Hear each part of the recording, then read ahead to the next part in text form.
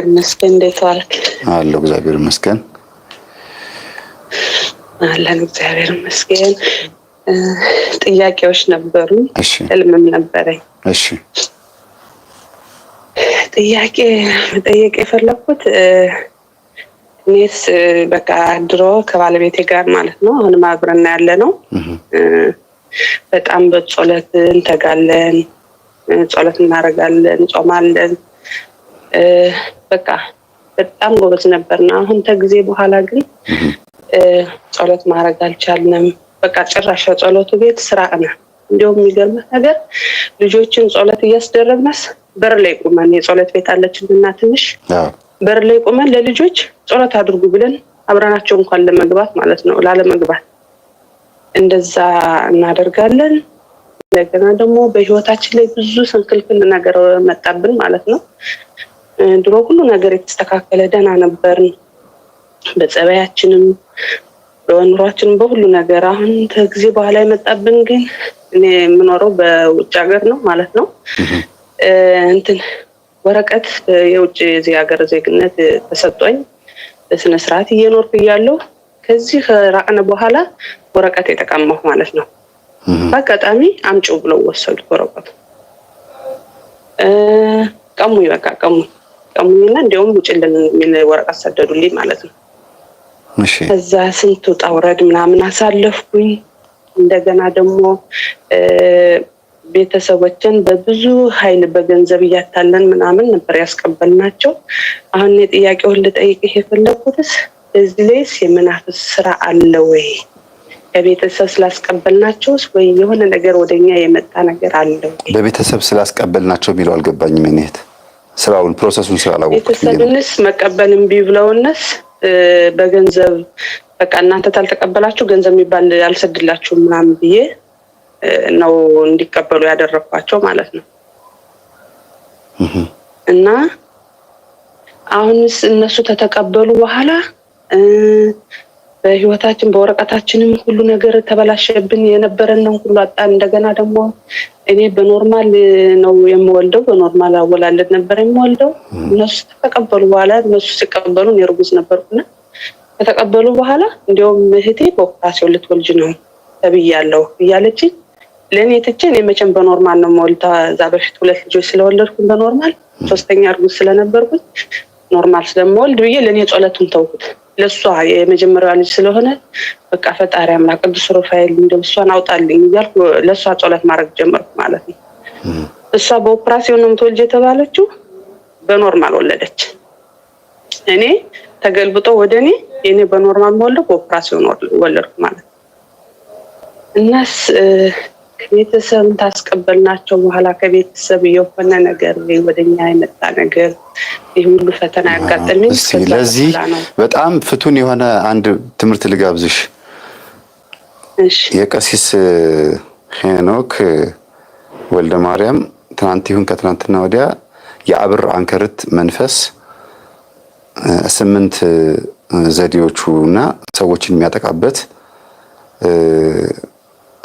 ጥቃቱ ብለው የለቀቁት ትምህርት አለ። ለሱ በጣም ትልቅ መልስ ይሆንሻል። ግን ለዛሬ እኔ እንደ አንድ መረጃ የምሰጥሽ ምንድነው በእናንተ እድል የሚኖሩ ሌሎች ሰዎች አሉ ብዬ ነው የማስበው። በእናንተ እድል የሚኖሩ ሌሎች ሰዎች አሉ። የሰማሽኝ ነው እኔት? አዎ እየሰማሁ ነው። የእናንተን እድል ወስደው እናንተ እንድትንከራተቱ አብር አንከርት ያደረጉባችሁ ሊሆን ይችላል፣ ወይ የሰለቧችሁ ወይም እድላችሁን የወሰዱ ይኖራሉ እንጂ እንደዚህ አይቀያየርም። እንዲያውም ቃል በቃል ነው እሳቸው ቀሲስ ሄኖክ የተናገሩት። አንዷ ፖሊስ እንደዚህ አድርጋ መተቷን የዛችኛው ወሰደችባት፣ እድሏን እንደዚህ አድርገችባት ብለው በደንብ አድርገው ሰሞኑን በዚህ 15 ቀን ውስጥ እየለቀቁት ያለው ትምህርት ቆንጆ ነው። የቀሲስ ሄኖክ በደንብ ነው የሚያስተምርሽና ገብተሽ አዳምጪው። እሺ። ግን እዚህ ጋር ወረቀትሽ መቀማቱ ያንቺ እድል ወደ ያንቺ የምትፈልጊው ነገር ወደ ሌላ የሌላ ደግሞ ወደ አንቺ መምጣቱ ሊያስደነግጥሽ አይገባም። ያንቺ እድል ወደ ሌላ ሰው ሄዶ አይዜድም፣ አንቺ ጋር ነው ያለው። ግን ያፍነዋል መንፈሱ። ሰው ያልገባው ምንድነው ከላያችን ላይ እድላችንን ሰይጣን በደግ አድርጎ ወስዶ ሌላ ሰው ላይ እንዲህ እንኩ ብሎ የሚሰጥ ይመስላችኋል። የሚሰጥ ከኛም የሚወሰድ ነገር የለም። ግን እግዚአብሔር ለኛ በጾም በጸሎት በስግደት ወይም እንዲሁ በጸጋ የሚሰጠን ስጦታ አለ። ያ እንዳለ ሆኖ ሰይጣን እንዳንጠቀምበት አይምሯችንን፣ ህሊናችንና ልቦናችንን ይደፍነዋል። ያን ጊዜ ምን ይባላል? በመናፍስት ጎታቾች ቋንቋ እድል ተወሰደ ይባላል። እንደገና እነዛ ሰዎች ደግሞ ያንቺን እድል የወሰዱት ሰዎች ደግሞ ልክ እንዳንቺ አይነት ስራ፣ እንዳንቺ አይነት ፍላጎት፣ እንዳንቺ አይነት እንቅስቃሴና ገንዘብ ሲያገኙ የእሷ እድል እኔ ጋር መጣ ይላሉ። መጥቶላቸው ሳይሆን ሰይጣን ተመሳሳይ የማስመሰል ስራ ሰርቶ ነው ማለት ነው። ግልጽ ነው? አዎ ግልጽ ነው። እንደዛ ነው። እና እኔ አሁን በቀጥታ አንቺ ማድረግ የምትፈልጊውን ሌላ ሰው ጋር ካየሽው ያንቺ ወደ ሌላ ሰው ሄዷል። በቡዳም ሊሄድ ይችላል። ግዴታ በገንዘብ ብቻ አይደለም፣ በመተት ብቻ አይደለም። የቡዳ መንፈስ ያንቺን ከተመኙ ወይኔ ታድላ እንደሱ አይነት ህይወት በኖረኝ እንደው በቃ ዝም ብለው ይመኛሉ። አንዳንድ ሰዎች ግን ሲመኙ ውስጣቸው ቅንዓት ሳይሆን ቅንዓት መንፈሳዊ ቅንዓት ነው ብዬ ነው የማስበው እኔ። ቅንዓት የሚለው ግን በአማርኛ ስታመጪው ግን ይሄ እንዴት ነው አለ አይደለ? ቀንቶ ተንኮል የሚያደርግ ሰው እንደዛ አይነት ነገር ነው። መንፈስ ከውስጥ ይመጣና በትክክል ያንቺን ያሳጣና ለነሱ ያንቺ አይነት ይሰጣቸዋል ማለት ነው። ስለዚህ ይሄንን ቼክ አድርጊ። ከማን ነው የመጣኸው? ለምንድን ነው የመጣኸው? ማን ነው በእኔ ህይወት የሚቀናው? የገባኝ ነገር አለ። ትክክል ነው። ያው እንዲህ ነው ብዬ መናገር ስለሚከብደኝ ነው። ሚዲያ ስለሆነ ቤተሰብ ደግሞ እንዳይጣላብኝ ፈርቼ። አዎ ያው ትምህርቱን የሚያዳምጥ ስላለ ያው እንትን እንዳይለን ብዬ ነው እንጂ ትክክል ነህ መምህር። እሺ በቃ እና ደግሞ አንድ ሌላኛ ጥያቄስ ልጄ ማከለኛው ልጄ ወንድ ልጄ እንዲያውም በቀደም ባለቤቴ እኮ ገብቶ ነበርና አንዲት ስትል የሰማሁት ልጄስ እንደዚህ አፍንጫውን ያፍነዋል እና ኦፕራሲዮን ማድረግ አለበት እንደዚህ ውስጥ ትርፍ ስጋ አለው ምናምን ተብዬ አላደርግም ብዬ እንደዚህ አሁን እየተሻለው መጣ ምናምን ስትል ሰምቻት ነበር በቀደምና እሷ እንዳለችው ደግሞ የኔ ልጅ በቃ ቀደም የ2 አመት የ3 አመት እያለ ትንፋሹ ሲተኛስ በቃ አሰማውም ነበር። በስነ ስርዓት ነው በቃ ጥሩ አተኛኝ ነው የሚተኛ አሰማውም ነበርና ከአንድ አመት በኋላ የመጣበትስ በቃ ደርሶ እንትን አፈነውና በቃ ሌሊት እንደዚህ ተንፍሶ ሊመልስ አልችላለ። በቃ እንደዛ ሲል ወደ ሕክምና ወሰድኩትና ሕክምና ላይ ምን አለች? ልክ እንደዛ ልጅቱ እንዳለችው እዚህ ካፍንጫው ወደ ጆሮ የሚሄድ ትቦስ በስጋ ተዘግቷል። እርፍ ስጋ አለውና ኦፕራሲዮን እናድርገዋሉ ማለት ነው። በጣም ነው የምጠላ እንደዚህ ኦፕራሲዮን ነገር ምናምን በጣም ነው የምፈራው የምጠላው። እንደዛ ሲሉኝ አይ እንደዚህ ኦፕራሲዮን አላደርግም አልኳቸው። ካልተደረገ አይድንም አለችኝ ማለት ነው። አይ የፈጣሪ ነገር እንግዲህ ጸበሌንም ቅባቅሴንም እያረኩኝ እንትን አረጋዋለሁ አየዋለሁ ብዬ ብዙ ጊዜ ያመላለሱኝ። እነሱም ልጁም በጣም በተደጋጋሚ በተለይ እንደዚህ ብርድ ነገር ባለ ጊዜ በቃ ይዘጋዋል። ዝግት ነው የሚያደርገው። ተንፍስ ብሎ እንደዚህ ሊመልሰው አይችልም። በቃና አሁን እንደዛ ብዬ በጣም በቃ ተጨንቄ ነበር። በጣም አልተኛም። ሌሊት ሳዳምጠው አድራለሁ። በቃ አልተኛም ነበርና የቅዱስ ጊዮርጊስን እምነት ቀባውታኝ። ጊዮርጊስ አንተ በቃ እንዳደረክ አድርገው ብዬ የቅዱስ ጊዮርጊስ እምነት ነበረኝና እንዲያውም በሽሮ ውስጥና በበርበሬ ውስጥ ነው ስለመጣልኝ ሽሮ ጋር ትንሽ በርበሬ ስለገባበት ግን እንደና ችግር የለውም ብዬ ሰውነቱን ቀባብሎ ከዛ በኋላ እንትን አደረገ ማለት ነው። የቀነሰለት መጣና መልሼ ወስጄ ቼክ ሳስደርገው አይ የለውም ትቶታል አለች ዶክተሯ። ኦፕራሲዮን ያደርግ ስትለኝ የነበረው ማለት ነው። ይገርም እና እንደዚህ ተደርጎልኛል። በጣም ደስ ይላል። አየሽ ይሄ እንግዲህ ያንቺ በእግዚአብሔር ላይ ያለሽን እምነት ጥግ ደግሞ ያሳያል። አንድ እናት አስታውሳለሁ የዛሬ 3 አመት እንደዚሁ እንዳንቺ ልጇ ድንገት ሌሊት ተነስቶ አፍኖት ስትሄድ አፍንጫው ተደፍኗል ተብሎ እንዲያውም አሁን ሰሞኑን ዶክተር ኤልያስ ይሁን ዶክተር አብይ ይሁን ዶክተር ኤልያስ ብቻ እርግጠኛ አይደለሁም ተነግሩኛላችሁ ጅማ አካባቢ ላይ አፍንጫቸው የተደፈኑ ልጆችን ቀዳዳ እየከፈተ ያለ አንድ ጥሩ ዶክተር አለ እየተባለ ነው። ያየሁት ነው ቲክቶክ ላይ ምናምን ጥሩ ልጅ ነው። ግን ስጋ በሽታ ነው ብለን ሁልጊዜ ስንሮጥ የመንፈስም ሊሆን ስለሚችል ጠንቀቅ በሉ። ብዙ ጊዜ አስቡበት። ህይወታችን የተመሰከረችው ምስክርነት ከመንፈስም ሊሆን ይችላል እኛን ሊያስጨንቅ እና ያቺ የዛሬ 3 አመት ማቃት እናት ይደፈናል ስትሄድ አፍንጫው ተደፍኗል በስጋ ተባለች። በኋላ ስትሰግድ ምን ስትጸልይ ምን ስትል ልጁ እንደታመመ ነው፣ ግን መንፈሱ ላይ ጮሆ ያለኝ አማራጭ ይሄን ማድረግ ነው እና እኔ ነኝ የደፈንኩት አለ እኮ። እንዴት አድርገህ ነው የደፈንኩት ስትለው በጣም እንዲያንኳርፍ እጥፍ ብሎ እንዲተኛና ተጠማዞ እንዲተኛ አድርጌ እንዲያንኳርፍ አድርኩት። ሲያንኳርፍ ስጋው ሄዶ ጆሮን ደፈነው። አንዳንዴ ጉንፋን ሲይዘን በጣም ስናዛጋ ወይም ስናስል ጆሮአችን ድፍና አይልም? ልክ እንደዛ በቃ ካፍንጫው ወደ ጆሮው እንግዲህ መስመር ይኑር አይኑር አላውቅም።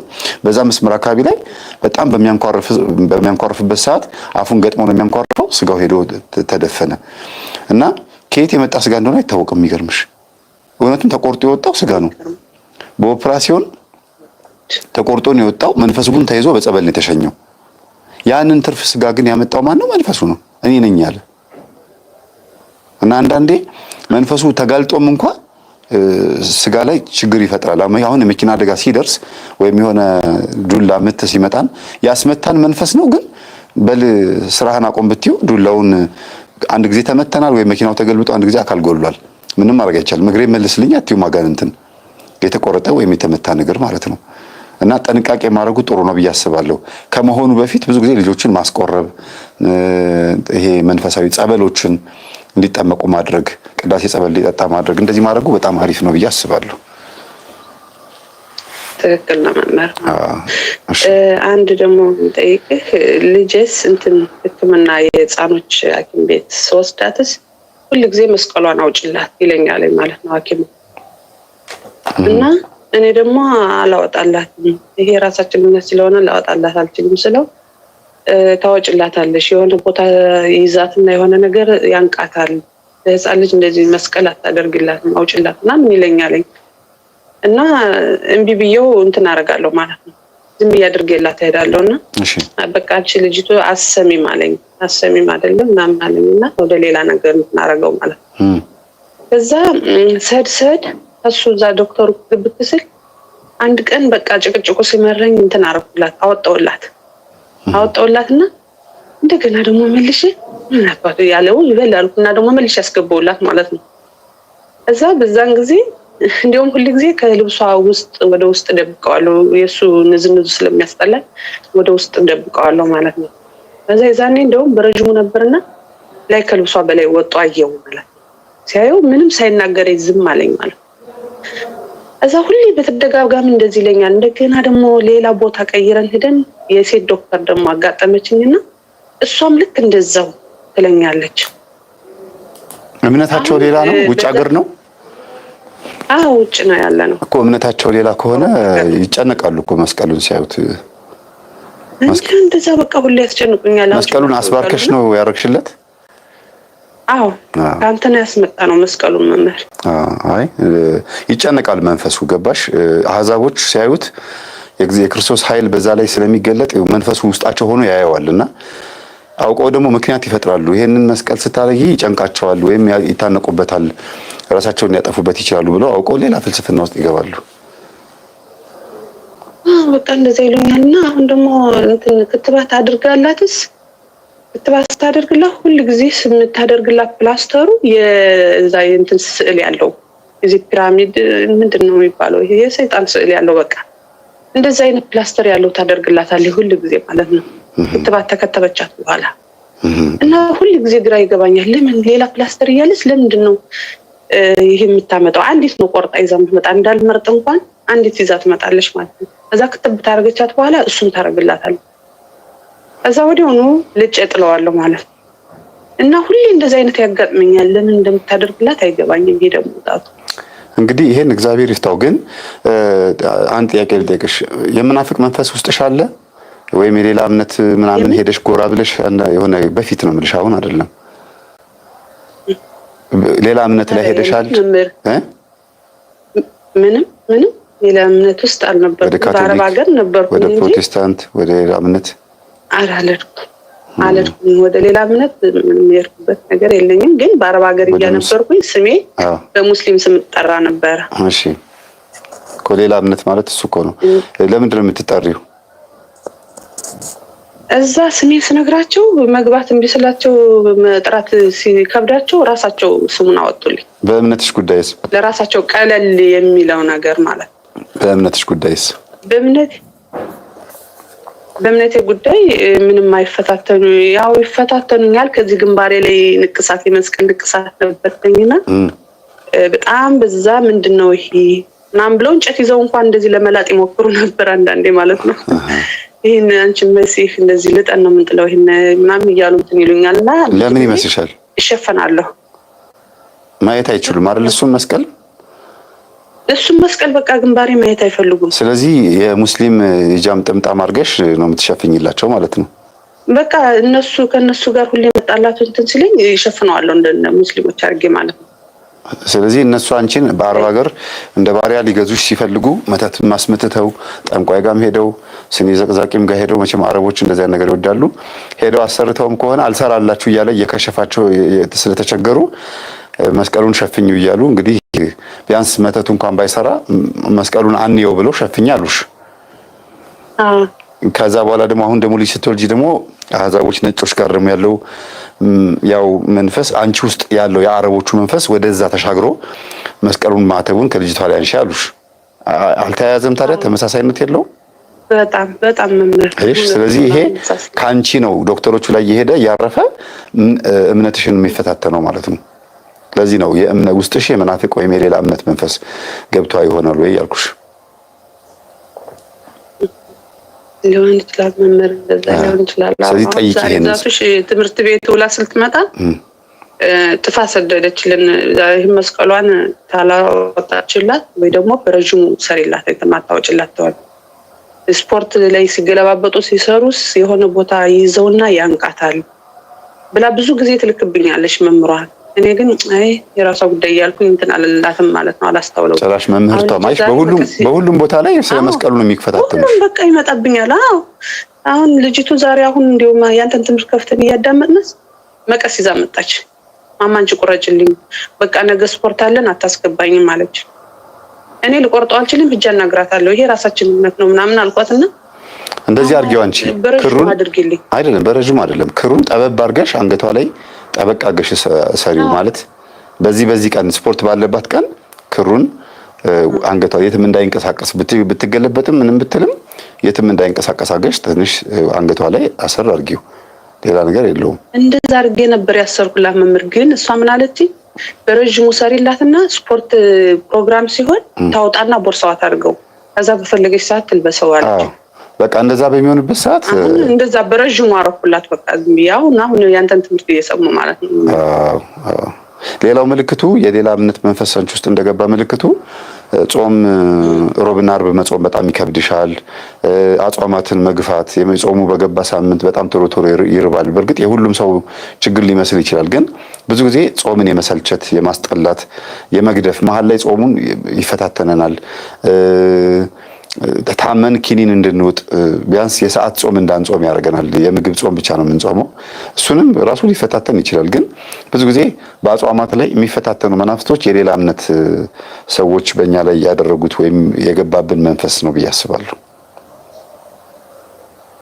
አንዳንዴ ነው ጾም ከጎረቤት አንድ ጊዜ እንደምን አደረኩኝ። ገንፎ በዓርብ ቀን ነውና ገንፎ አቀረቡና በርጎ ማለት ነው። አሁን ረስቼዋለሁ። ስጾም እያለሁ ዓርብ እንደሆነ ስጾም ረስቼዋለሁና በለሁ አብሬያቸው በለሁና እዛ ቡና ፈሉ። ቡና በወተት ነው የምትጠጪው ወይስ ዝም ብሎ ነው ይሉኛል። አይ ዓርብ አይደል ዛሬ እንዴት በወተት እጠጣለሁ ስል ከትከት ብለው ሳቁብኝ ማለት ነው። ምን ነው ሳቃችሁ ስላቸውስ አሁን ገንፎ በምን በላሽ አሉ። በስላሴስ እና በቅቤ ያስበሉሽ እንዴ? እውነትክ ነው መምህር። በቅቤ በርጎ በርጎ ይገርማል። ያው ከመረቁ ስለሽ ምንድነው ብሎ በጣም ሳቁ። ሲስቁ እንደደነገጡ ምንድነው ምናምን ስለ ጭራሽ ረስቼዋለሁ። ከስጋው ጾመኛ ነኝ ከመረቁ ስለኛ ነገር ነው።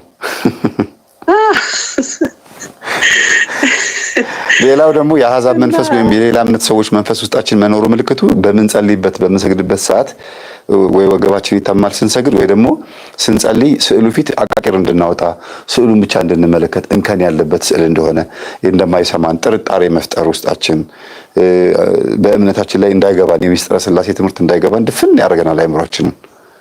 ይሄስ አለ ጸሎት ቤት ስገባ አንዳንዴ የማርያም ስዕል ድሮ በጣም በልቅሶ በምናምን ነበር ጸሎት ማደርገውና አሁን ትክ ብያያትና ግን ማርያም እንደኛ ሰው ምንድናት የሚል እንትን እላለሁ። እሱ ጥያቄ ሁላችንም ላይ አለ። ኖ ክህደት ነው ያልኩሽ እኔ ስድብ፣ መሳደብ ሙልጭ አድርጎ የሚሳደብ አለ። አረ ፍጹም አልተሳደብም። እንደገና ደግሞ እንዴት ነው ብቻ አይደለ ልክ ለጸሎት ስትዘጋጂ በጣም እንከን አቃቂ እንትን ማውጣት ይሄ ጸሎቱ ቦታ መጥቶ እስክትንበረከኪ ድረስ ጣጣዎችሽ ብዙ ይሆናሉ። ዕቃ ማጠብ፣ ስራ መስራት፣ ሰዓትሽን ጥብስ ለማድረግ መከራሽን ነው የሚያሳየውና መጥቶ ላለመንበርከክ ጥረት ያደርጋል። እሱስ በጣም በልጆች ዳቱ እንደዚህ ለቀውን እንኳን ትቼ ብገባ ልጆች በጣም መጥተው ይረብሹኛል። ጸሎት ቤት ዘጋባቸዋለሁ፣ በውስጥ ግን ይረብሹኛል በጣም። እንደገና ደግሞ ልጆችን ጸሎት ቤት ላስደርግ አስገብቻቸው አሁን ህፃን ናቸው። አንዱ የ4 ዓመት አንዱ የ7 ዓመት ናት። አሁን በቅርብ ጊዜ 4 ዓመት አልሞላውም። እንደውም አባታችን ኮይ በሉ ብዬ ሲሉስ የሆነ ቦታ ሲሳሳቱስ ለምን ህፃን ናቸው ግን እኔ ነው ማስተካከል ያለብኝ። ለምን ተሳሳታችሁ ብዬ መታቸዋለሁ ጸሎት ቤት። ወይ በእናትሽ እንደዚህ ማታርጊ። እንደዚህ ያደርጋቸዋለሁ መምህር ጸሎት ቤት በጣም ነው የምመታቸው። ለምን እንዴ ይሳሳቱ ችግር የለውም የሚያስተካክል መልአክ እኮ አጠገባቸዋል። እንዴ እንኳን እነሱኛ አይምሯችን ተሰርቆ ስንት እንኮላተፋለን አይደል እንዴ? እዛ ሲያለቅሱ ነው መጨረሻ ላይ እንደ ህፃኖች አይደሉ ቢሳሳቱስ ለምንድን ነው እንደዚህ መታዋቸው ብዬ ማስታወሰው መጨረሻ ላይ ነው እንጂ መታቸዋለሁ ጸሎት ቤት። ለምን አንተ በል አንዳንዴ አሳባቸው ወይ ደግሞ የልጅ አይምሮ ስለሆነ ጅምር አድርገውት ማማ ብለው ሌላ ጥያቄ ያመጡብኛል መሀል ላይ እና ለምን አቋርጣ አባታችን ሆይ የሚለውን አቋርጣት እንደዚህ ታመጣለህ ብዬ መታቸዋለሁ። ይገርማል። እሺ ሌላ ደግሞ እንደዚሁ አሁን እንግዲህ ብዙ ጥያቄ እያመጣሁልሽ ያለሁት ከሌላ እምነት የሆኑ ሰዎች ጋር ጓደኝነት ፈጥረሽም ከነበረ የእነሱም ደግሞ የክፋት የምቀኝነትም ይመጣል። የእምነታቸው ሌላ የሆኑ ሰዎች ወይም ደግሞ አንዳንዴ መኖሩ ምልክቱ የቤተ ክርስቲያን አባቶችን ኃጢአት ገበና ብቻ ምናምን እያሳየሽ አገልጋዮች ሰነፎች እንደሆኑ ችግር እንዳለባቸው እየነገረ በቃ ምን ቤተ ክርስቲያን ደህና ሰው የላትም በቃ ሌላ እምነት ይሻለው እንደሚል ጥርጣሬ ውስጥ ያደረበት ጊዜ አለ። ከአገልጋዮችን እንከን የኃጢአት የማየት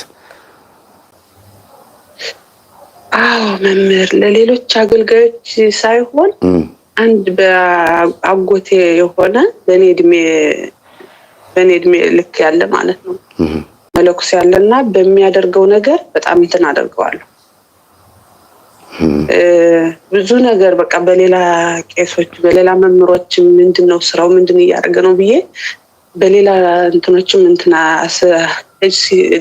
ታስጠይቂያለሽ። ምንድነው ተከታተሉት። አዎ አስጠይቀዋለሁ።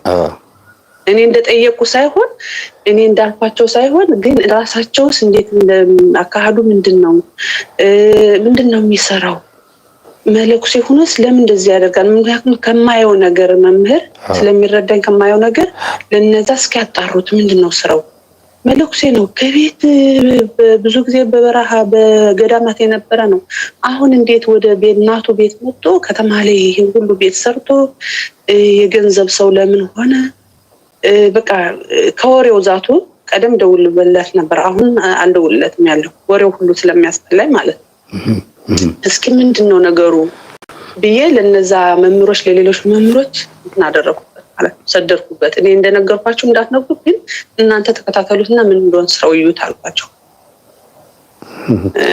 እንደዛ ለሱ እንደዛ ግን ወድቆ ሰውየው ተሰናክሎ ወድቆ እውነት ችግር ያለበት ሆኖ ቢገኝ ወይም እነዛ የሚከታተሉት ካህናቶች ደግሞ የእሱን ሐሳብ ደጋፊና ተባባሪ ሆኖ ብታገኛቸው ምንድነው እምነትሽ ላይ ያለሽ አመለካከት?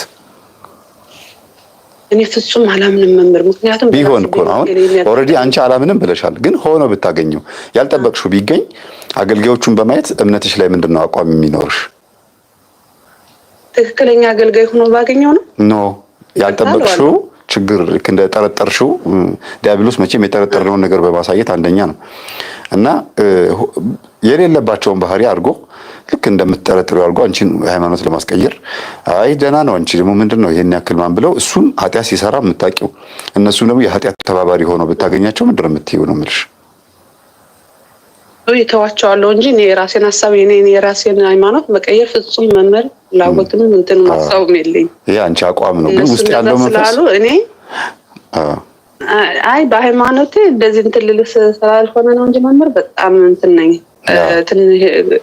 አቋምሽን ለማወቅ ነው እንጂ እኮ ሌላ ነገር አለም። ግን ውስጥ ያለው መንፈስ በእንደዚህ አይነት አጋጣሚዎች ላይ አንቺን ቼክ ማድረግ መፈተን ይወዳል። ብዙ ጊዜ ከእምነት እንድንወጣ የሚፈልገው እንድንባረክ ስለማይፈልግ ምንድንባቸውም ኃይሎች ያሉት በዚህ እምነት ውስጥ እንደሆኑ ስለሚያውቅ ነው መንፈስ ብዙ ጊዜ ከእምነት የሚያስወጣው።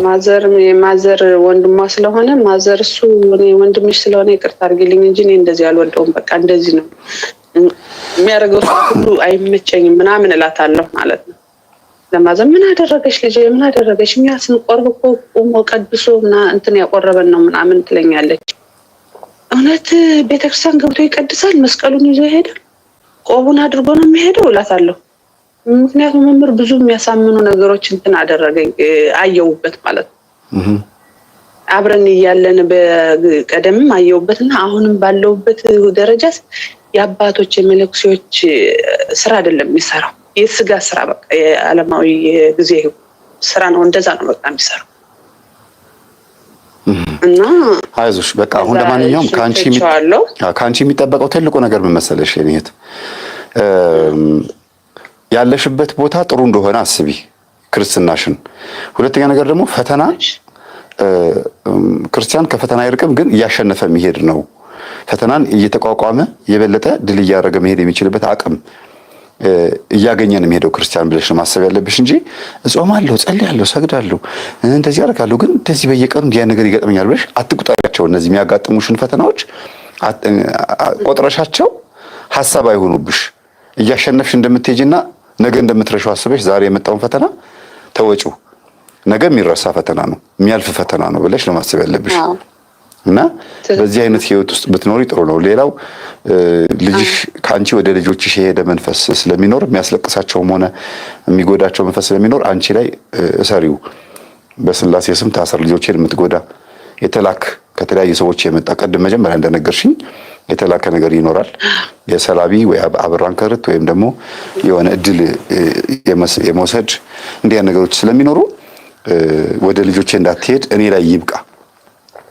እናት ላይ ሲወረወር መንፈስ እድል መንፈስ ምናምን ስትል ሰውነቴ እንደዚህ ቅድድ ውርር ምናምን ነገር ያደርገኛል። እንደዚህ ስታወራና ምን ስል እንደዚህ እድል መንፈስ እድልስ የተላከ የሆነ እድል ያበራን ስትልና ሰውነት እንደዚህ ውርር ነገር ምናምን እንደዚህ ያደርገኛልና አሁን ባልከው ነገር ያለ የተረዳሁት ነገር ስላለኝ ደግሞ በጣም በትክክል ነው መምህር የምትነግረኝ ያለው የምትመልስልኝ ያለው።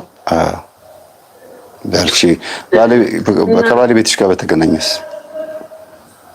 ባለቤቴ በጣም ደግ ሰው በቀደም ገብቶ ነበር እንደውም እና ልጅ ስም አውጣልን ምናምን እያለ ነበርና የሱ ባለቤት ነው። ከቤቱ ነው ያዳመጥኩ የሱ ባለቤት ነው። በየተራ እናንተ ያዳመጥኩ ነበርና በጣም ደስ ይላል። እሱ ወደ ደጅ ወጣ። በጣም የሚሰግድ በጣም የሚጾም ነበር። አሁን ከጊዜ በኋላ የመጣ መምህር እሱ ከጸሎት ቤት ጭራሽ ራቀ። እንደውም አሁንስ የሚገርም በቴሌቪዥን ከፍተን ነው ያንተን ትምህርት እየሰማን መምህር ሊገባ ነው ብሎ እየሰማንስ በቴሌፎኑ ምን ከፈተ ሌላ ወሬ ስም አልኩት። ያንተ ትምህርት ከቴሌቪዥኑ ተከፍቷል። የትኛውን ነው የምትሰማው? ሁለት እግር አለ ብለህ ከሁለት ዛፍ ምንድን አይልም ብዬ ተርጬበት እንትን አልኩት ማለት ነው። እና እሱ ደግሞ ጭራሽ ራቀ። በቃ በጣም ጎበዝ ነበር። አሁን ጭራሽ ራቀ። እኔ ትንሽ አንዳንዴ ምርቀው 3 ልጆች አሉኝ ትንንሾች። እንደገና አሁን 4ኛ እርጉዝ ነኝ የ8 ወርና እግዚአብሔር ነብይ ተገላግልሽ። አሜን መምህር አሜን። እንደውም በዚህ አጋጣሚ ጸሎት አድርጉልኝ መምህር። በጣም አስቸጋሪ እንትን ያለው አንዴ ልጁ በዚህ ተገለበጠ፣ በዚህ ተዘቀዘቀ፣ በዚህ ሆነ እያሉ እነሱን ታያቸው ከእናቶቻችን አይበልጡም እንዴ? የኢትዮጵያ ኃይለ ሥላሴ እኮ ተናግረዋል እኮ ኃይለ ሥላሴ የኢትዮጵያ ሜትሮሎጂ ከዱከም አህያ አይበልጥም ብለዋል። የዱከም አህያ ትበልጣለች ብለዋልና ሳይንስ የሚያመጣው በጣም ውዝግብ ያለበት ነገር ስለሆነ ብዙ አትጨነቂ። በዚህ ግን አንድ ነገር ሳልናገር አላልፍም። ያው ቅዱስ ሩፋኤልን ለዚህ ለጽንስሽ ምን ማድረግ እንዳለብሽ ታውቂያለሽ። መልካ ሩፋኤል፣ ድርሳኑ ሩፋኤል፣ ጸበሉ፣ እምነቱ ሁሉን እየጸለሽ በሰላም ገላግለኝ ትያለሽ። እመቤታችንም ስትወልጂ ማርያም እየተባልሽ እንድትገላገይ ድሉን አመቻቺ። ከዛ ውጭ ግን ትዳር ላይ ሁለቱም ባልና ሚስት እኩል ሆነው አያውቁም። አንዱ ሲሰንፍ አንዱ እየበረታ ነው የሚኖረውና እኩል የሚኮንበት ህይወት ምናልባት የቅድስና ህይወት ነው ብዬ ነው የማስበው። አሁን በንጽህና ለመኖር ጥረት እያደረግን ስለሆነ ነው ቻሌንጁ፣ ፈተናው። ባል ሲደክም ሚስት ስትደክም ደግሞ ባል የሚያነሳ እንዲሆኑ ነው። ሁለቱ ረዳት ያስፈልገዋል ወይም ይተጋገዙ የተባለው። ስለዚህ ከዛ አንጻር ብቻ እዩ እንጂ ባልሽ ትምህርት ጠልቶ ወይም ዓለማዊ መሆን ፈልጎ አይደለም። እንትን ነው፣ ማዕበል ነው። ፖለቲካ፣ ወቅታዊ ጉዳይ፣ ዜናዎች ምናምን ያው የወንዶችን ባህሪ ያለ አንዳንዴ ከዛ አንጻር ተረጁና ዝም ብለሽ በጸሎት እሱ ልክ ሲሰንፍ ክርስትና ስሙን እጅሽ ላይ ጽፈሽ ዝም ብለሽ እየሰገድሽ ማየት ነው። ቀስ ብሎ ራሱ እየተንፏቀቀ ሲመጣ ታይዋለሽ። ከአንቺም ደግሞ እንደዛ በወሊድ ምክንያት ስተኝ መስገድ ሲያቅትሽ ምን ሲል ደግሞ እሱ ደግሞ ይሰግዳል ማለት ነው። እና እንደዛ ነው የሚሆነው።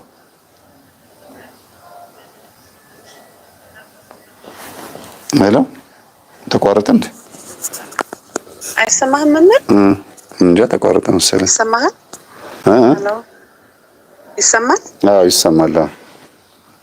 እና አሁን 40 ጾምስ አልጾምም አለኝ ማለት ነው። የሚገርም ነገር መምህር ምን አልሽኝ? አልጾምም 40 ጾም አሁን ያለንበት ይሄ ሁዳዴ ጾም 40 ጾምስ አልጾምም አለ። እኔ የ8 ወር እርጉዝ ነኝ። እንጃ እንግዲህ ይፈቀዳል ለጾም ወይስ እንዴት ነው? ለምንድን ነው አልጾምም ያለው? ሌላ ጊዜ እንጾማለን ነው የሚለኝ። በቃ ሌላ ጊዜ ማለት ነው። ጾም ሲመጣስ ሌላ ጊዜ እንጾም። አሁን ከአሁን በፊት ያሉትን ጾሞች ምን ይለኝ ነበር? 40 ጾም ሲመጣ ትልቁን ጾም ነው የምንጾም ይለኛል። እሺ ይለኝ ነበር። አሁን ደግሞ እነዛን አለናስ 40 ጾም ሲገባ በቃ እንጾማለን። እኔ እርጉዝ ነኝ ግን እጾማለሁ አልኩት። እኔ ለመጾም የፈለኩት አንደኛ እሱ እንዲበረታታ ፈልጌ ነው ለመጾም የፈለኩት። በቃ እኔ ተበላሁ እንዳይበላስ እንዲበረታታ ብዬ ጾሙን እጾማለሁ አልኩ ማለት ነው። እየጾምኩ ነው። አሁን እኔ ጾም መሀል ላይ ስንደርስስ አንድ ቀን ልቤን አመመኝ ስለው አሁን ቅርብ ጊዜ ወተት በኩባያ ቀድቶ አመጣልኝ። በስላሴ እንጂ ጠጭን የምበላለሁ አለኝ። ታዲያ ያልኩት አሁን እኮ ይሄ ነው። ሮብና ዓርብ መጾም ያቅታል፣ የአሕዛብ መንፈስ ውስጣችን ካለ ይሄ ነው ምልክቱ ብዬ ያልኩሽ እኮ። ከአንቺ ወደሱም ይሄደ ይኖራል እኮ ድንገት እንደዚህ የሚለው አንቺ ጋር ያለው ይሆናል እኮ ያልኩሽ። ለዛ ነው እንደዛ እኔም እንደዛ አሰብኩ። መምህሩነት ግን ቅድም ገና እኮ ጠይቅሻለሁ። የአሕዛብ መንፈስ መኖሩ ምልክቱ አጽዋማት ላይ በጣም ያስቸግራል። ሮብና ዓርብ መጾም ያስቸግራል። በጾም መካከል ይፈታተናል። እንዲያውም በቃ ማፍረስ በምግብ ምክንያት በህመም ምክንያት እንዲሁም ሃይማኖት አባቶች ጳጳሳት ምናምን መጥፎ ነገር ሲሰሩ ሲያመነዝሩ ፖለቲካ ውስጥ ሲጋጩ ዘረኛ ሲሆኑ በማየት ተናደው ጾምን ሁሉ የሚያፈርሱ ሰዎች አሉ። የዋሃን ምዕመናን ግን ይሄ ሁሉ የመንፈስ ምክንያት ነው። የሚገርምሽ ምክንያቱም ይሄ ጾምን ለመሻር ምክንያት ስለማይሆን ሰበብ ይሆናል ለሰነፎች፣ ግን በእግዚአብሔር ፊት ምክንያት ሊሆን አይችልም። ስለዚህ ባለቤትሽ ስሜታዊና ትምህርት አዳማጭ ብቻ ነው ወይም ደግሞ እንዲሁ ዝም ብሎ ሞቲቬት የሚሆን የሆነ ቮለንተሪ የሆነ ሰው ነው እንጂ ተግባር ላይ እንትን ነው ችግር አለበት ማለት ነው። ፈቃደኛ ለመሆን ለመኖር ጥሩ ህይወት ለመኖር ፈቃደኛ የሚሆኑ ይመስላቸዋል። ተግባሩን ሲጀምሩት ግን የሚከብዳቸው ሰዎች አሉ። አሁን ነው በቃ ከዚህ በኋላ እንጂ ሲጾም መምህር በቃ አላደ የግብጾች ገዳም ሄዶ ምናምን ነበር እንደውም የሚያሳልፈው በጾም ጊዜ። አሁን ግን ከጊዜ በኋላ ነው ይሄ ሁሉ ነገር እየተቀየረ የመጣብንና ይሄን አሁን የያዝነውን ጾምስ በስንት ኃይል እንዳስጾምኩት መምህር በስንት ኃይል በቃ አሁንም እንበላለን እናቋርጠዋለን እያለ አሁን መጨረሻው ላይ ሲደርስ እንደውም ተስፋ ቆረጠ። በቃ መጨረሻው ደርሷል ብሎ ማለት ነው እንጂ ባይዞሽ በርቺ። እንግዲህ አንቺ ጋር ነው ትልቁ። ምናልባት ከሚስት ወደ ባል እየሄደ ወደ ልጆች እየሄደ የሚረብሽ መንፈስ ይኖራል። ደጋግሜ የምጠይቅሽ አንቺ ላይ ሆኖ መምህራን ጋር፣ ዶክተር ጋር፣ ባለቤትሽ ጋር፣ ልጆች ጋር እየሄደ አንቺ ማየት የማትፈልጊውን መስማት የማትፈልጊውን እያሰማሽ ሊሆን ስለሚችል ታሰር እኔ ጋር ሆነ የምትረብሸኝ ከዚህ በኋላ ከኔ ወጥተህ የትም ማንም ሰው ጋር እንዳታርፍ ብለሽ ማሰር አለብሽ። እሺ መምህር እንደዛ አደርጋለሁ። አንድ ሁለት ህልሞች ልናገር ጊዜ እንዳልወስድ። እሺ አንድ ህልም ያለምኩት ምን መሰለኝ? ድምፅሽን ትንሽ ጨምሪልኝ። ቃል እሺ የእርግዝና ትንሽ ላይ እየተነፈስኩ ነው የማወራችሁ። እሺ መንገድ ላይ እየሄድኩስ እንደዚህ ውሃ የሚገባበት እዚህ ሀገር ውሃ ውስጥ ነው መንገድ ውስጥ ይሄ አስፋልት ውስጥ ነው እና የሚገባው እዛ አልፌ እየሄድኩኝ የቃል ኪዳኔ ቀለበት ወልቃ ከዛ ውስጥ ገባችብኝ። እዛ ውሃ የሚገባበት ቀዳዳ ውስጥ ማለት ነው። እና እንደዚህ የሳያተኝ በዛ በቀዳዳው ውስጡ ጨለማ ነው። ግን ያቺ ቀለበቷ እንደዚህ በክቡ አይደለም ቁጭ ያለችው፣ እንደዚህ በጎን ቁማ ትታየኛለች። በጣም እያብረቀረቀች ትታየኛለች። ውስጡ በጣም ጨለማ ነው። አሁን በዚህ ገብቼ ነው ማወጣት እላለሁ ማለት ነው። ቀለበቷ በዛኛው ተጠምዝዤ ልግባና አወጣታለሁ፣ በዛ መንገድ አለው ብዬ በዛኛው ተጠምዝዤ እጄ ላወጣት ስገባ እስከ ግማሹ ብርሃን ሆኖ ወደ ውስጥ ያለው ግን ጨለማ ሆኖ አስፈራኝ። ግን በጣም እያንጸባረቀች ትታየኛለች ቀለበቷ ማለት ነው። እና እንደዛ ብዬ ገብቼ አወጣታለሁ። ምንም በዚህ እንደዚህ ዞር የፍራት ነገር አለ አይደል? ጨለማ ሆኖ ገብቼ ከዛ እንደዚህ እንዳስኳት ብድን አልኩኝ። ሳላወጣት አላወጣት ብንን አልኩ እንዳስኳት ቀለበቷ ማለት ነው።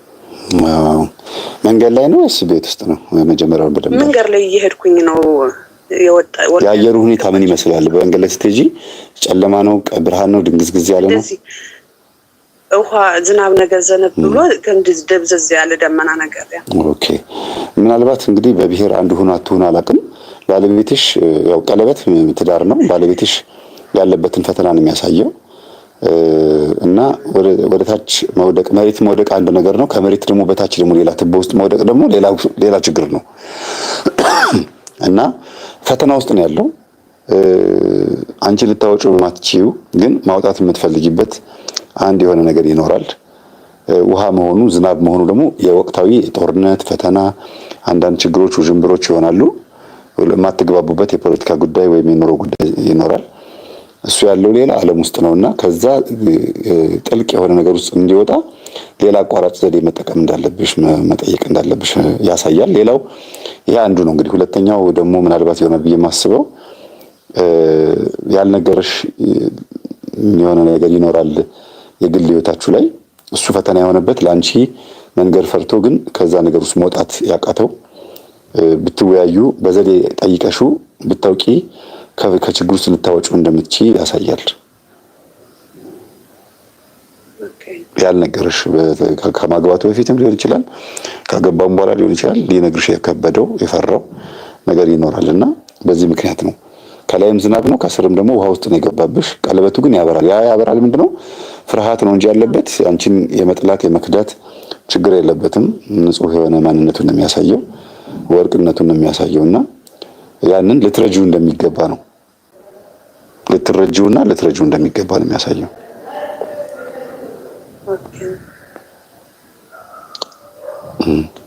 ሰማህ መምህር? አዎ እየሰማሁሽ ነው። እሺ ሌላኛው አንዷ እቺ መጨረሻ ድምጽሽ በጣም ሄደብኝ። ድምጽሽ ሄደ። አይሰማም? እሺ ንገሪኝ። ሌላ ሰው ናት በእኔ በኩል ህልም ያየችውና ትናንት መጣ ከቤት ነገረችኝና ምን አለችኝ? በአንቺ ህልም አየሁኝ እንደዚህ ሳንቲሞች ብዙ ሳንቲሞችስ ሰብስበሽ ስትሰጪኝ አየሁኝ። ለምን ከዚህ ከወረቀቱ ብር አትሰጪኝ ከዚህ የምትሰጪኝ ስልሽ አይ ሁሉ አንድ አይደል ለምን እዚህ አትወስጂም ብለሽ በብዛት የዚህ ሀገር ሳንቲሞች 1 ሳንቲም 2 ሳንቲም ምናምን የሚባሉ አሉ ቀይ ሳንቲሞችና እንደዛ አይነት ሳንቲሞች ሰብስበሽስ በብዛት እንጂ ብለሽ ስትሰጪኝ አየሁኝ በህልሜ ብላ ትናንት ነገረችኝ። አንድ ጎረቤቴ ደግሞ ያለመችው ልጅ የላትም እንዴ ትዳር ላይ ወይም እንደዚህ አላት? 3 ልጆች አሏት። ምናልባት እንግዲህ ልጅ ሳንቲም መስጠት በረከት ነው፣ ልጅ ነው። ምናልባት ከአንቺ ደግሞ የምትማረውም ትምህርት ይኖራል። ከዛ አንፃር ደግሞ እስቲ የሆነ ከአንቺ የምታገኘው ጥሩ በረከትም ስለሚኖር መርምሪና የጎደለባትን አይተሽ ለማሟላት ሞክሪ። ትምህርት ምናምን ያንተን ትምህርት እንድታዳምጥ ብዙ ጊዜ የመከርኳት አሁንም ታዳምጣለች። አሁንም ያዳመጠች ሊሆን ይችላል ታዳምጣለች። እንደዛ ነው የሚሆነው። ባጭሩ እንደዛ ባደረገው ይሻላል። እሺ አመሰግናለሁ። እግዚአብሔር አክብርልኝ ስለደወልሽ። 40 ደቂቃ ሆኖናል ከአንቺ ጋር። ብዙ ጊዜ ተሻማችሁ ይቅርታ። አይ ችግር የለውም። እድሜ ጤና ይስጥልን። የዘመን ያገልግል ዘመን ግን ያብዛልን መምህር። አሜን አሜን።